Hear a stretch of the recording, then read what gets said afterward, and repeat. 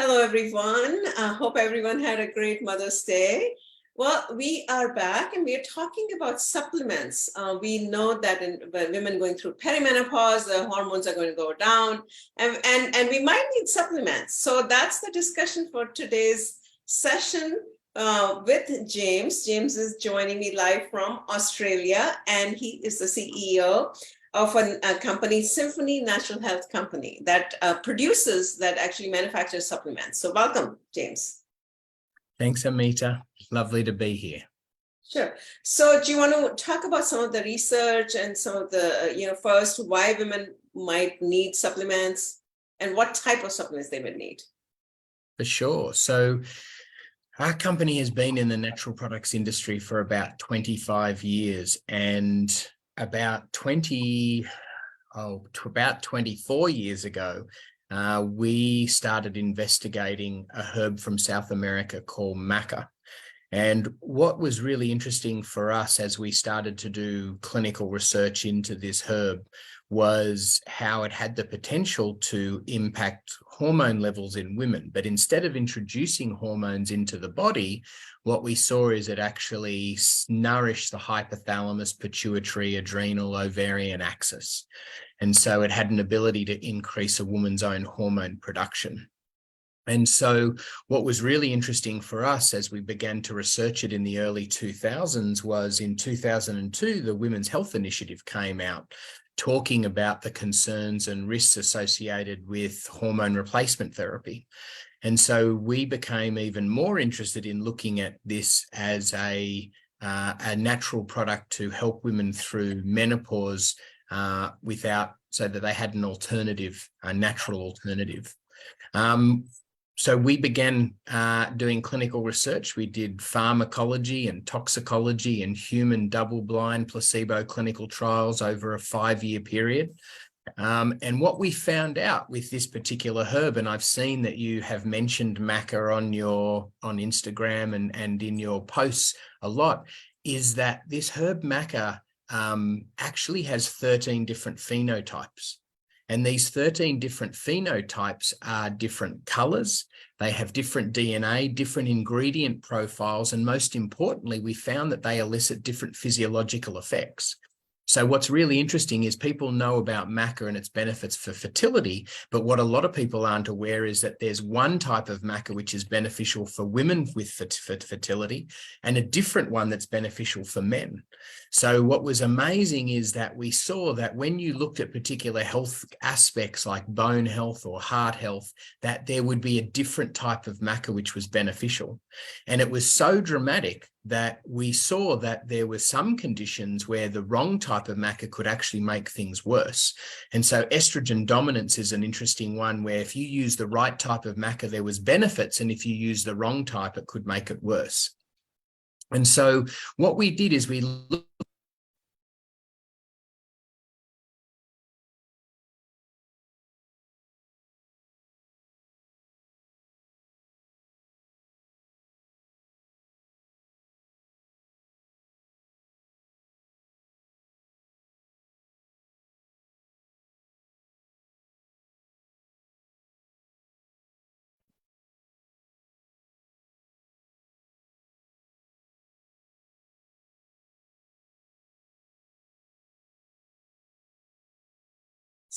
So James, your voice is not coming. Your audio is off. I'm sorry.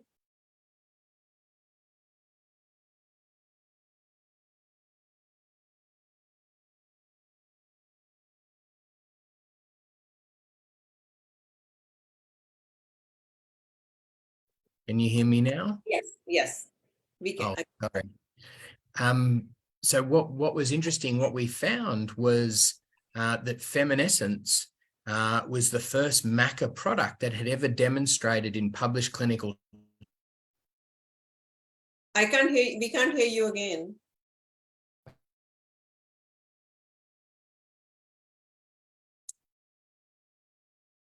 No.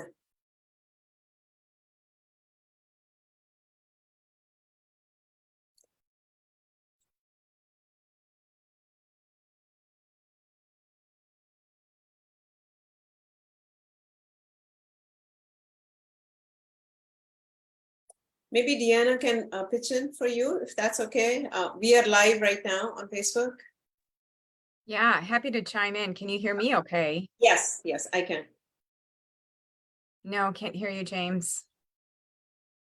We are live right now, Deanna. Do you want to? Okay. Hi, everybody. So I work with James. I'm the Chief Science Officer at Symphony Natural Health. And as James was saying, there are specific types of maca for certain types of effects in the body. So feminescence is one of the first products ever to have specific phenotypes for women's health. So there are 3 particular products. James, are you? No, we're still not hearing you. Keep trying to speak, and if the sound comes in, it was kind of intermittent. No. So there are specific types of phenotypes in the products that Symphony Natural Health has for women's health. So one for women that are they're premenopausal. So this is more for hormone balance, healthy menstrual cycles. Then there's another one for perimenopausal women. And then there is one for women in the post-menopause. So based on a woman's life cycle, she would take the specific product to enable her body to work better through the balance in hormones. So Amita, I'll tell you that I am a perimenopausal woman. I'm actually taking the Feminescence product, and that is enabling me, I believe, to maintain my hormone levels. You know, I'm obviously doing a number of different things, and I think that good nutrition, lifestyle, just overall balance is essential during this time. Taking care of one's adrenal glands, making sure that we have reduced stress. You know, everything really matters as you're going through that transition. Do we have you back, James? So what I really want to focus on is, that's good, there's a product out there, but our focus is really on talking about the research behind Maca, how it helps, you know, to talk about us about the clinical trial, go into a little bit more detail into the research and how it helps, especially you talked about 3 stages we all know. Perimenopausal, menopausal is just one day. We know when when it actually finishes, and the postmenopausal. What are the ingredients? I really want to get into the details of in Maca that can help. But we know the perimenopausal is hormone balancing. The postmenopausal is more like bone loss and memory health and all that kind of issues. How does that work? But that's one of the things that's so important with the research that we've done and what we've published, and is that if you don't use the right type of maca, you don't actually have those effects. So that's what's really interesting, is that if you look at we actually just did a review of all of the publications that have been done on maca and menopause, and not one of them have ever demonstrated statistically significant effects on hormones in peri and postmenopausal women, unless you use the right type, which is what we did. And that's what's really important, because one of the issues when you talk about herbs in a very general sense, particularly in the United States, is if you're not using the exact herb in the exact quality, in the exact dose, and it's stable, you aren't going to get the benefits that are in all of the studies. So if you launch a product in other parts of the world, particularly Australia, for example, and Germany, you actually have to have the exact ingredient that was in the published clinical trial in the exact amount that was published in the clinical trial in order for you to make the statements and claims. In the United States, you don't need to do that. In the United States, you can refer to a clinical trial and it might not have, half the amount, and it might not even be the ingredient that was used in that paper, and you can make the same statements.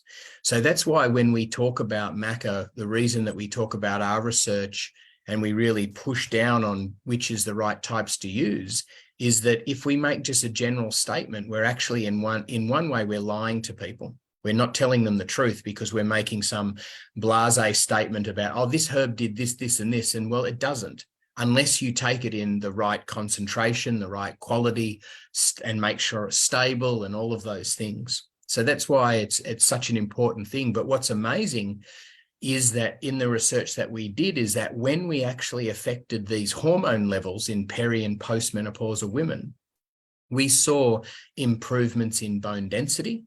when normally it goes down. So what's one of the things that I find so interesting with bone density is everybody talks about calcium and magnesium and vitamin D and A and K and zinc and all of these things. However, did you know that women lose 7 to 10% of their bone density within the first 3 to 5 years of becoming postmenopausal? So that the biggest loss of their bone density in their entire life. And so why do women lose within that first 3 to 5 years, 7 to 10% of their bone density just like that? Do they stop eating calcium? No. Do they stop eating magnesium? No. Do they stop going in the sun for vitamin D? No. Do they stop exercising? No. So everything that they get told to do is not related to why they lose up to 10% of their bone density in that first 3 years. It's because of the loss of hormones. And so one of the things that we had to look at is when you support estrogen and progesterone and testosterone, how does that impact bone density? Because that is the major issue when women go through menopause. And the reason is that our bone is an active tissue, just like muscle. It's always rebuilding. And we have cells called osteoclast cells, which break old bone down, and osteoblast cells, which build new bone. And those cells are controlled by hormones. So when women go through menopause, they lose all those hormones, and it actually slows the bone growth and it speeds up the bone loss. And so that was the thing that was so interesting with us when we looked at feminescence, was that by impacting those body's own production of hormones, we saw improvements in bone density in women when it normally goes down without giving them calcium, magnesium, vitamin D, any of those things, or changing their exercise. Now, it doesn't mean that we don't think that women should take them. One of the examples that I always talk to patients about is, imagine you're building a house, and calcium and magnesium and vitamin D and A and K, your bricks, your concrete, your tiles, your windows. You need all those building materials to build a house. But if you deliver those building materials to a work site and there's no builder, a house doesn't materialize out of thin air. You've got to have a builder. Hormones are the builder. Calcium, magnesium, D, A, K, all of those things are the building blocks. So when we're doing bone density, we want both of those. So one of the things that's really important is, and you've got a lot of information on your website, is about exercise, is about all of those vitamins, minerals, and nutrients for bone health. But then the other aspect is the hormones, which is one of the most important. All right. I know that we've gone through our time, so yeah. I don't want to keep going on, but So talk to us about the published, Deanna mentioned some published clinical trials. So do you want to add to that, Deanna? I think Deanna was just mentioning how there's been 4 clinical trials. Yeah, I just wanted to cite them there. We're actually publishing on this, or actually talking about the research at the IFM, the Institute for Functional Medicine meeting, the conference coming up in June. We have a poster that I'll be presenting on the colors of Maca and featuring the research in peri and postmenopausal women. And exactly what you said, James, talking about the bone density. What we saw with the placebo group was that they got worse over 4 months' time, whereas the group that was on the Maca GO, our feminescence product, actually increased in bone density. So that's huge, because so many women start thinking about their musculoskeletal system when they become perimenopausal, because like James said, they start to realize this bone loss in rapid proportions. Another aspect is menopausal symptoms. When you look at black cohosh, red clover, and soy, you often see benefits for hot flushes and night sweats. But when we look at mood, depression, vaginal dryness, libido, these other aspects, they are very connected to hormones. And that was the thing that was so interesting, that in our research is that we saw not only did feminescence have the highest success rate with 84%, but it impacted all of the symptoms, not just a third of the symptoms.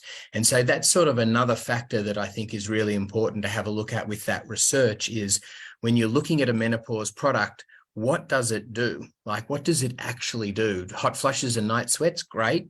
But what about my mood swings? What about anxiety? What about energy? What about sleep? What about vaginal dryness? What about libido? Many of these other factors that are connected to menopause are all so intricately related to that loss of hormones that women go through during menopause. And how can we support that?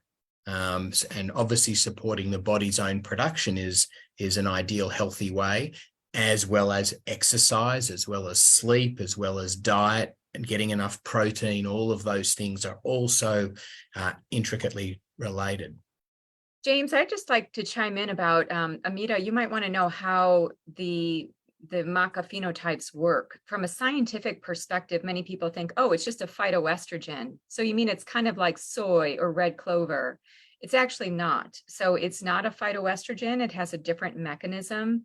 As James is mentioning, it's actually impacting the brain, the endocrine circuitry, in order to support the body's own production of hormones. So it's not introducing any kind of phytoestrogen like we would see in other plants. I think that that's worthwhile to mention because some women avoid phytoestrogens for various reasons, right? But what we do know is that feminescence products contain compounds called glucosinolates, which are important for not only, again, changing the body's levels of hormones as we described, but also perhaps for hormone detoxification. It's really important to detoxify hormones as much as it is to create them. So that's what I really like about the feminescence products, is that I know from a phytochemical perspective that it's actually nourishing both ends of hormone balance, the input and the output. So I think that's great. So you mentioned earlier, James, that the herbs have to be done in a specific dosage, right? Depends on it. You cannot just start experimenting. So my question to you is the product that you have in Maca, does it need, women need consultation with their, natural doctor or someone? That's number one, so that they can take these, the precise dose that you commented earlier. So from our perspective, the dose that we recommend is the one that we used in the clinical research. And so because we're looking at balancing and regulating and nourishing the body's own production, the dosing that we recommend is usually works for 9 out of 10 women. And if they need to adjust it or have questions, we actually have a full-time medical team with doctors that they can call complimentary and speak to about their situation and about getting guidance on tweaking and adjusting that dose. But in saying that, we always recommend if people can work with their practitioner, because health is never about, a magic bullet. It's never about one thing. And so often, there's multiple factors that we want to look at. We want to look at nutrition. We want to look at exercise. We want to look at sleep. We want to look at detoxification. We want to look at their gut. And many of those things, while feminescence might not need, a specific guidance from a doctor 9 times out of 10, many of those other things do, knowing, instead of taking a multivitamin, knowing what your vitamin and mineral deficiencies are is a really important thing, because you might be taking a multivitamin that says you're getting 100% of what you need, but you individually might need 200 or 300% of something to get back into balance. You also might have a gut that isn't absorbing some of the vitamins and minerals from your food. And if you do things to support that, it can have benefits. One of the aspects as well is obviously sleep, and finding out what is wrong with sleep. What's interesting when you look at sleep is many of the supplements on the market are kitchen sink supplements, we call them, where they put every single thing that relates to sleep in the one product, where in actual fact, when people have an issue with sleep, it's usually predominantly one of 4 things, and the solution is different for each one. So, when we talk about people, for example, who are tired during the day and can't fall asleep at night, that's often connected to cortisol in their adrenals. And so you would want to do something like an adaptogen to support their energy in the morning and through the day. And then at nighttime, they would often naturally fall asleep when their cortisol is in balance with their melatonin. People who have energy during the day but can't fall asleep at night, it's often a melatonin deficiency. And so looking at melatonin or relaxation with valerian is another alternative. But then there's people who wake up in the middle of the night and they can fall asleep okay, but then they wake up in the middle of the night, and that's often an overactive mind, and they're looking at GABA and 5-HTP and meditation, those things to try and calm the mind. But then there's also the liver meridian, and detoxification happens at night. And so if that's not working, that could be the reason. And so there are 4 reasons that you could have an issue with sleep at night. And there are 4 different solutions to it. And yet people will try and get a sleep product with everything in it so that, you know, hopefully the whichever is the random thing that they've got wrong, it will be in there, and they'll think, oh, this sleep supplement's great. But there's 3 things in it that they don't need and is a waste of their time and money. They actually just needed one thing, and that was the solution to it. So. No, I think that's great. I do want to ask you last question, both of you. There's a new drug that has been just launched for hot flushes. I'm sure, Deanna, you must have read in the news. And I'm not an expert, I'm not a scientist, but any comments from you if you've had a chance to take a look at that new drug? I've heard of it, Amita, but I haven't actually looked into the mechanism. I just know that much like James was saying, that there could be many reasons for sleep dysfunction. There can also be issues with hot flashes, and kind of getting to the root cause of why a woman experiences vasomotor symptoms, I think is key, right? Is it a sympathetic nervous system dysfunction? Is it core body temperature dysfunction? And in fact, you know, even to support perimenopausal women further, I think looking at melatonin at night to establish healthy core body temperature, because we need a certain body temperature to sleep well. And that's what melatonin does. It helps with temperature regulation so we can sleep better. So sometimes I think that women are going through not just perimenopause, but melatonopause. And there is this coinciding of declines in hormones that are all coinciding at the same time and leading to this issue with hot flashes. And sometimes it's through the diet, you know, caffeine, spicy food, alcohol, these kinds of things can also perturb hot flashes and bring them on. So every woman is going to be a little bit different in that. Deanna mentioned before that we're going to have a number of our doctors presenting at the Institute of Functional Medicine in a couple of weeks. The IFM is the biggest sort of functional medicine organization in the world does further education for doctors, and their main focus is looking at root cause. And that's one of the things that with a lot of, you know, when you look at a lot of pharmaceuticals and a lot of products, they're often band-aids. They're looking at sort of, you know, fixing a symptom versus looking at what is the root cause, what is actually happening in my body that if I address, this symptom will go away, and it will go away because I'm healthy. And so that's one of the things that I think, you know, we as a team really look at is what is that root cause? And the thing about menopause is that the root cause of menopause is the declining function of the ovaries and the adrenals and the thyroid and the hypothalamus. And if we're able to nourish and support those glands and reverse and improve some of that hormone production based on a biological stage of life, not, you know, turning back the clock till they're like 15. But if we can improve that hormone balance at that stage of life, then not only do the hot flushes and night sweats sort of go away, but as we mentioned before, the mood and the sleep and the energy, the bone density, the cardiovascular disease. I can't remember the exact statistic, but, you know, if you have a heart attack before menopause, your likelihood of dying from it, I think, is like 4 times what it is versus post-menopause. Why? Because of hormones like progesterone, the relaxing hormone that can be introduced into your body and can protect it. And so that's the thing that we really want to do, where we want to sort of address that root cause of turning back that biological clock and supporting hormones at a healthy level at that stage of life, which has this massive cascade of benefits, because you're looking at the root cause of what's going on versus just a band-aid on hot flushes or a band-aid on energy or whatever it is. Got it. No, I think it makes sense. It's very interesting what you're working on. I think definitely a game changer for millions of women out there. We are already over the limit of our time. We typically do 10 minutes, but I just wanted to understand the research so we can present to our viewers properly. The funny thing is, Martha Stewart is on the cover of Sports Illustrated this month, and she's 80 years old. So that says that. It says a lot about, woman, obviously a menopausal woman here, which she looks great. So anyway. Since she started doing things with Snoop Dogg, nothing will surprise me with Martha Stewart. Sports Illustrated is nothing compared to doing cooking shows with Snoop Dogg and things like that.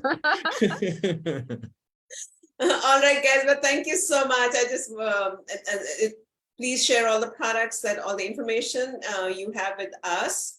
And then we are building a complete global platform for women, perimenopausal women, where we will be offering programs, services, products, you name it. So that's where we are committed to that, giving trusted information. So thank you so much for being with me. Thank you. Thanks, Amita. Bye-bye. Bye.